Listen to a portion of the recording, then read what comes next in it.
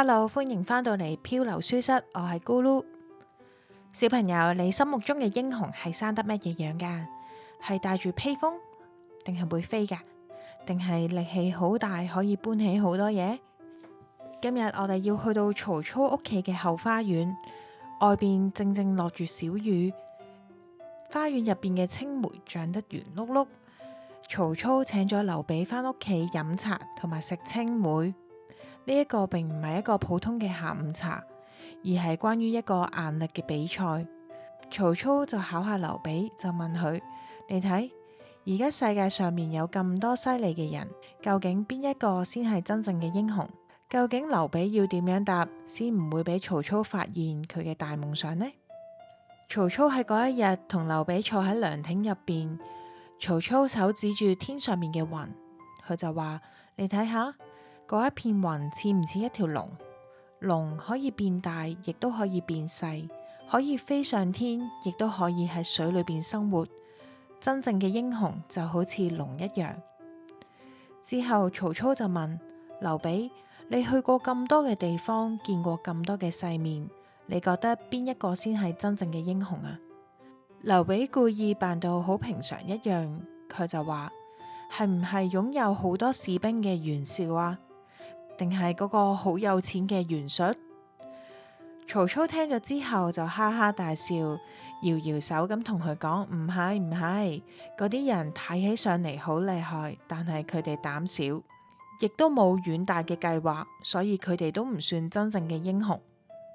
眼睛睜到好大咁樣望住劉備，指住劉備又指住自己，細細聲咁樣話：呢一個世界上邊真正嘅英雄，淨係得兩個人。就係你同埋我。當時劉備大吃一驚，佢手上嘅筷子都跌咗落地。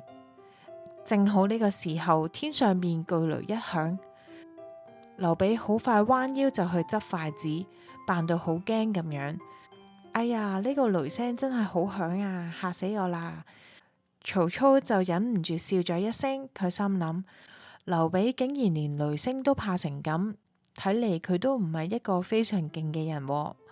但係小朋友，其實劉備係故意喺曹操面前扮到好膽小，呢一個就係劉備聰明嘅地方。佢知道曹操喺度試探佢，所以佢要隱藏起嚟。呢一幕俾我哋知道，曹操嘅眼界真係好犀利。佢一眼就睇得出劉備雖然好窮，但係心裏邊藏住一個大夢想。我哋今日要學識一個字，就叫做眼界。眼界嘅意思就係你眼睛望出去嘅範圍。如果你淨係望到腳下邊嘅地板，你淨係會望到灰塵。如果你抬頭望上星空，你就會望到成個宇宙。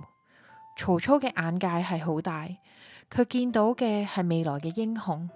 劉備嘅眼界亦都好遠，佢能夠為佢嘅大夢想忍辱負重，忍受而家嘅辛苦。各位爸爸媽媽，我哋而家學習嘅中文可能淨係得幾個字，但係只要我哋俾孩子有足夠嘅眼界，俾佢哋知道學習中文就好似打開一扇窗，可以見到1800幾年前嘅英雄，亦都可以同全世界嘅人交朋友。呢一個就係眼界嘅力量。下一集劉備同曹操要分開啦。劉備嘅義弟關羽會面臨一個好困難嘅選擇。曹操俾咗好多好多錢同埋好靚嘅衫佢，但係佢心裏邊仍然要跟住佢嘅哥哥劉備。呢一個就係好感人嘅故事，千里走單騎。我係咕嚕，如果你喜歡我哋嘅故事，記得訂閱我哋嘅頻道。拜拜。